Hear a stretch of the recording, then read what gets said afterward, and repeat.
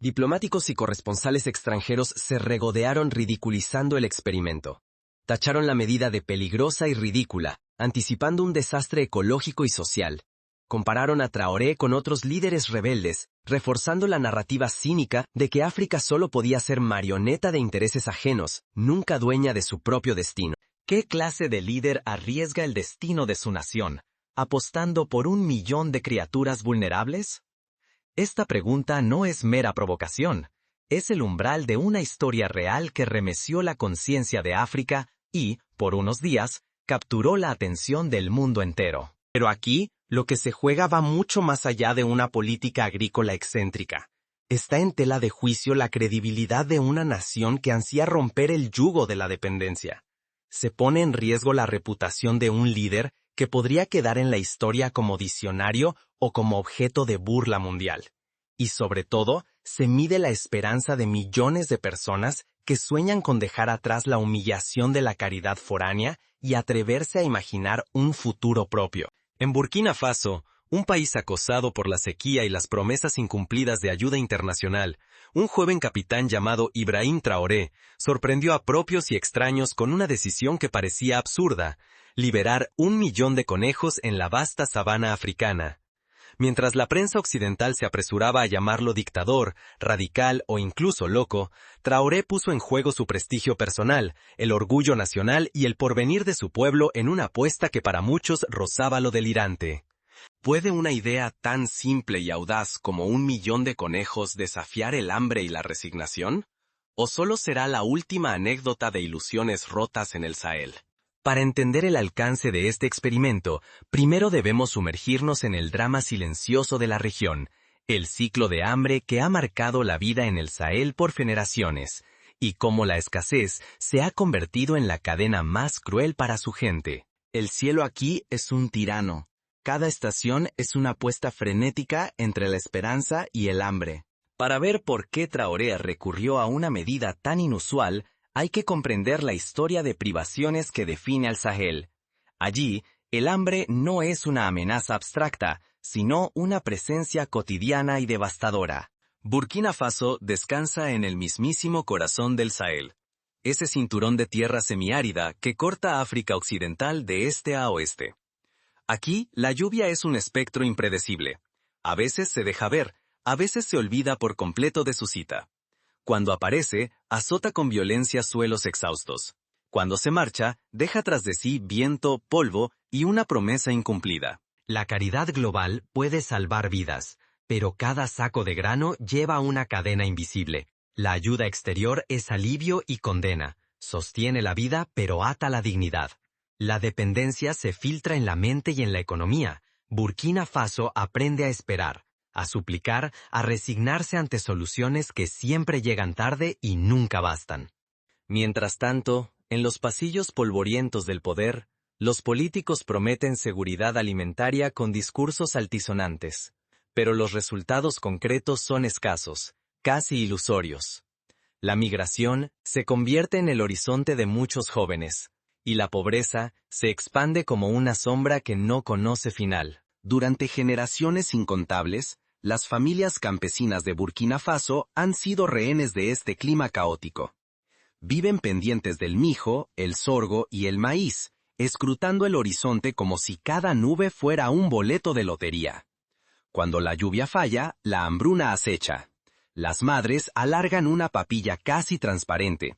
Los niños aprenden el peso del estómago vacío, y la esperanza se convierte en un sello extranjero sobre los sacos de ayuda internacional. El ciclo se repite. Cada sequía reanima las súplicas a la comunidad internacional, y, con cada envío de ayuda, llega un parche temporal. La crisis no desaparece, solo cambia de forma y regresa, año tras año. No solo está en juego la cosecha, se evapora el tiempo, se malgastan recursos, se erosiona la dignidad y se hipoteca el futuro de comunidades que aprenden a sobrevivir con limosnas ajenas. En la cultura local, la mendicidad no es motivo de orgullo. Sin embargo, la necesidad forzó a generaciones a aceptar la caridad como parte de la vida cotidiana. El sistema educativo se vio afectado. En muchas escuelas rurales, la matrícula dependía de la distribución de almuerzos gratuitos financiados por organizaciones externas. Los niños asistían por la comida, no por la promesa de un futuro mejor. El drama es tan antiguo como la propia historia del Sahel. Por ejemplo, durante los años 70, la región fue azotada por una de las peores sequías del siglo XX. Miles de familias se vieron obligadas a abandonar sus hogares en busca de comida y agua, caminando durante semanas enteras bajo el sol abrasador.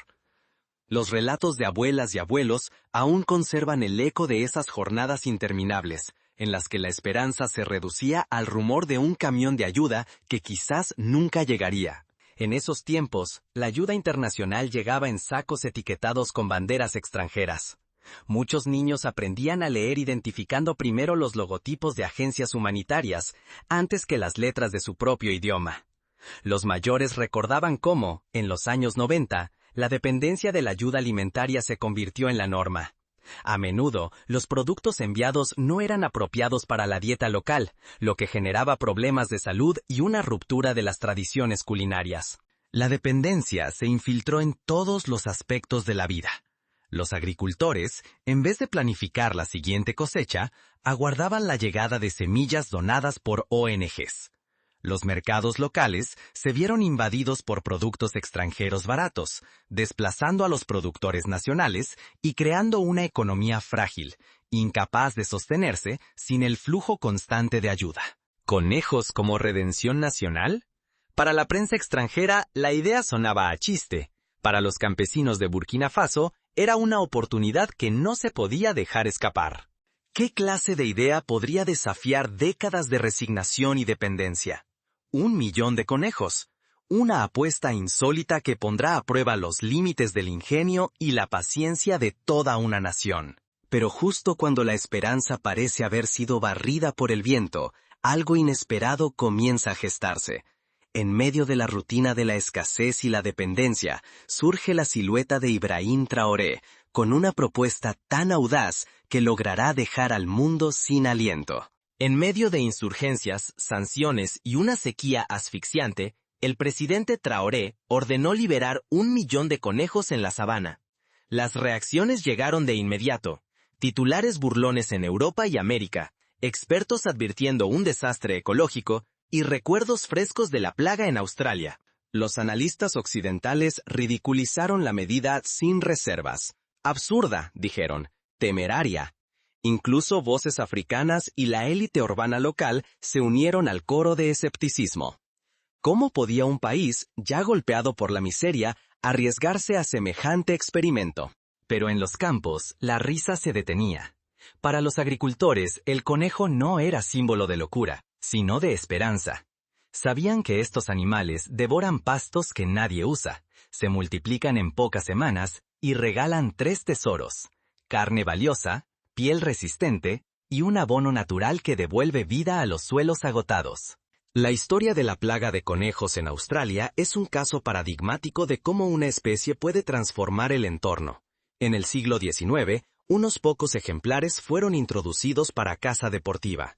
En pocas décadas, la población creció de decenas a cientos de millones, devastando cultivos y desplazando especies nativas. Los agricultores australianos aún cuentan historias de cómo los conejos arrasaban campos enteros en cuestión de noches, y el gobierno tuvo que construir miles de kilómetros de vallas para proteger la agricultura. La apuesta de Traoré era más profunda que una simple reforma agrícola. Era una rebelión frontal contra la lógica de la dependencia. Demostrar que la dignidad no se mendiga, se gana. Si los conejos prosperaban, Burkina Faso podía romper el ciclo de suplicar ayuda y recuperar el orgullo perdido. En cada burla, en cada advertencia, se apostaba a algo mayor que el prestigio de un presidente. Lo que estaba en juego era el derecho de todo un pueblo a imaginar y crear su propio destino, por extraño que pareciera. Pero el riesgo era absoluto. Si fracasaba, Traoré quedaría marcado por el ridículo ante su pueblo y el mundo. El país podría hundirse aún más, enfrentando consecuencias quizá irreparables. Si triunfaba, en cambio, el mensaje sería demoledor. La autosuficiencia, aún improbable, es posible para quienes se atreven a desafiar lo imposible. El destino de Burkina Faso pendía de un hilo, y todos observaban, unos esperando el desastre, otros soñando con un milagro. Pronto, el verdadero impacto de los conejos empezaría a revelarse. Donde otros solo veían caos, en los pueblos surgió una ola de pura creatividad. Los problemas se transformaron en recursos. La avalancha de conejos, que muchos veían como un desastre anunciado, se convirtió en chispa de ingenio y adaptación local. Al principio, el miedo era tangible. Los campos de sorgo y mijo amanecían horadados, las plantas mordidas hasta la raíz. El hambre ya no caía solo del cielo seco, ahora avanzaba a saltos, con orejas largas y dientes afilados. En los mercados, la gente hablaba en voz baja de la amenaza nueva. ¿Y si todo se perdía? La prensa internacional no tardó en cebarse. Titulares en letras enormes presentaban a Burkina Faso como un experimento fallido. Ridiculizaban la decisión de liberar 1 millón de conejos. Decían que la plaga era inevitable, que el país demostraba su incapacidad para manejar siquiera sus propios animales. Las caricaturas mostraban conejos devorando banderas y cosechas. El gobierno de Traoré no cedió ante la burla. En cambio, lanzó una movilización sin precedentes. Equipos mixtos de científicos, campesinos y soldados recorrieron las aldeas. Manuales ilustrados y talleres prácticos enseñaban a construir cercados, recolectar conejos de forma sostenible y proteger los cultivos sin recurrir al exterminio ciego. La respuesta popular desbordó todas las previsiones. Las mujeres formaron cooperativas para criar y aprovechar los conejos, compartiendo técnicas y beneficios. Niños patrullaban los límites de las parcelas armados con silbatos, tambores y trampas caseras.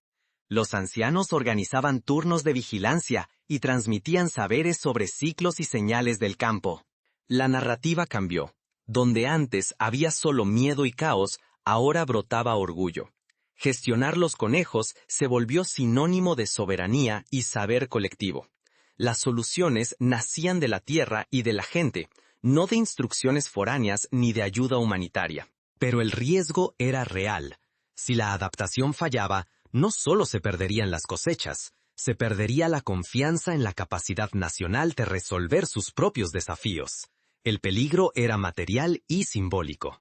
Al transformar el problema en oportunidad, el país defendía su dignidad ante el mundo. Burkina Faso aprendió la lección más difícil. Cada crisis esconde una semilla de poder, si hay creatividad y solidaridad. Los conejos ya no eran solo animales, sino un recordatorio vivo de que la resiliencia puede construirse desde abajo, con manos y mentes locales. Más allá de carne y abono, la revolución de los conejos empezó a cambiar la psicología colectiva. Una nueva identidad nacional se estaba gestando, tejida de ingenio y coraje cotidiano.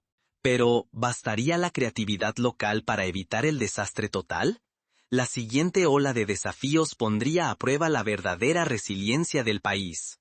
Pero la apuesta fue más allá del plato. Las pieles se convirtieron en abrigos y artesanías. El estiércol devolvió la vida a campos agotados.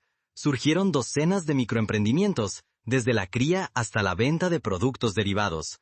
La economía local floreció, tejida por manos propias, libre de la sombra de la ayuda extranjera. Un plato de conejo no es solo comida. Es identidad, memoria y promesa. En cada aldea, la llegada constante de carne de conejo cambió la mesa y el ánimo. Los niños dejaron atrás las barrigas hinchadas por hambre. Los ancianos recuperaron fuerzas. Cocinar conejo se volvió símbolo de nutrición digna, no de limosna. Sin embargo, el cambio más hondo fue invisible pero decisivo. La autoestima colectiva resurgió. Ya no eran solo víctimas en narrativas ajenas. Los burkineses se reconocieron como autores de su destino.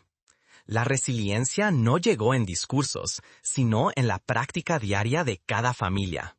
La transformación traspasó fronteras. Vecinos observaron y adaptaron la idea a sus suelos y culturas. El folclore revivió leyendas donde el conejo es símbolo de astucia y supervivencia. Músicos, poetas y artesanos hallaron inspiración en este animal modesto, renovando el pulso creativo africano. Entonces, ¿qué significa realmente este experimento para África y para cualquiera que enfrente crisis imposibles? Ignorar esta lección es resignarse a una dependencia sin fin. Es perder la oportunidad de inspirar autonomía, de replicar resiliencia y romper, por fin, las cadenas de la autolimitación. El experimento enseñó algo aún más poderoso que la autosuficiencia alimentaria. La dignidad se cultiva desde adentro, a veces con soluciones inesperadas. No se importa en aviones ni se ata a préstamos. Se siembra y se multiplica en la vida diaria. El 1.000.000 de conejos en Burkina Faso es más que una anécdota, es un espejo para quienes busquen recuperar dignidad y futuro.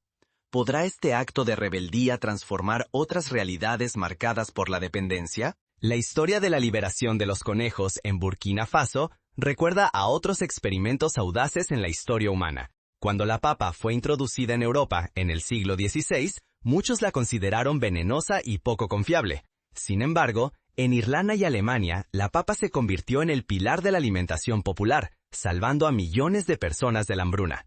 El arroz, traído de Asia a América del Sur, también enfrentó escepticismo antes de arraigarse como cultivo esencial. La revolución más profunda nunca ha estado en los conejos, sino en la mente de quienes se atreven a imaginar lo que otros consideran imposible. Desde el principio, una pregunta resonaba bajo cada decisión.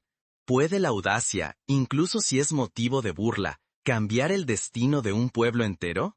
La historia de liberar 1.000.000 de conejos en la sabana africana no es solo una anécdota extravagante. Es el símbolo de una rebelión contra el hambre, la dependencia y el desprecio de quienes observan desde lejos, convencidos de que nada pueda cambiar. Lo que se jugaba iba mucho más allá de una política agrícola.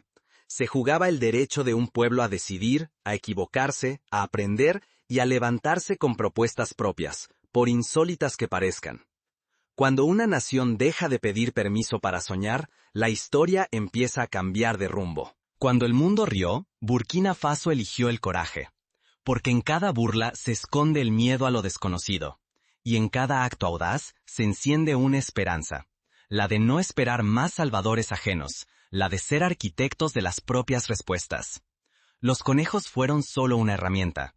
La verdadera transformación germinó en la mente colectiva, en esa chispa que convierte la imaginación en resistencia.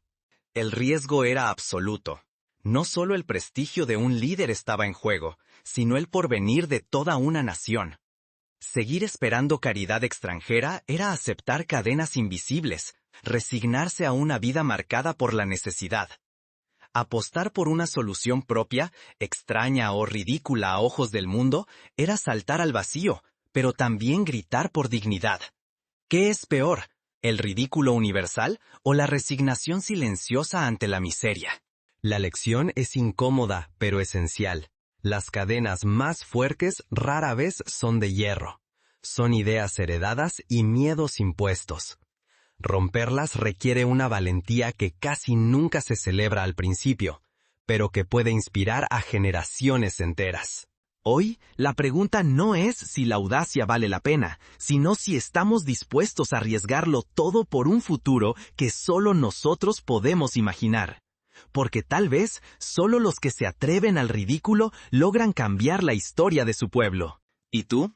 ¿Qué audacia estás dispuesto a defender, aunque el mundo se ría primero?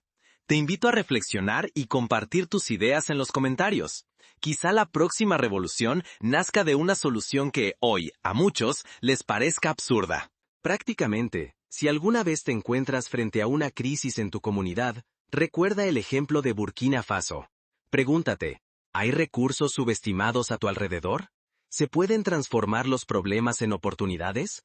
Tal vez, un recurso, modesto, olvidado o incluso despreciado, pueda ser la clave para una transformación radical. Haz inventario de tus recursos. Pregunta a los mayores qué soluciones antiguas usaban antes de la dependencia. Consulta a expertos locales antes que a consultores internacionales. Forma grupos de acción y comparte conocimientos.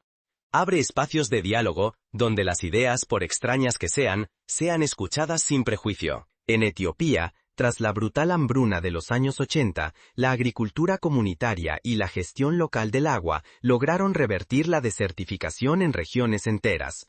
No fue la ayuda extranjera, sino la organización local y la adaptación de técnicas ancestrales lo que permitió restaurar ecosistemas y garantizar alimentos para miles de familias. Observa la historia reciente. En Cuba, durante el periodo especial en los años 90, la población tuvo que reinventar su agricultura ante la escasez de petróleo y alimentos tras la caída de la Unión Soviética. Surgieron los huertos urbanos, pequeños espacios, muchas veces en patios y azoteas, donde se cultivaban hortalizas con técnicas orgánicas. Lo que parecía una solución de emergencia se convirtió en un modelo de autosuficiencia urbana replicado en otras ciudades del mundo. No temas al ridículo. Grandes cambios, desde la vacuna contra la viruela hasta la difusión del Internet, comenzaron siendo objeto de burlas. Recuerda que la creatividad y el coraje suelen ser la chispa de los mayores avances sociales. ¿Te atreves a liberar tu propio millón de conejos? En la práctica, comienza pequeño.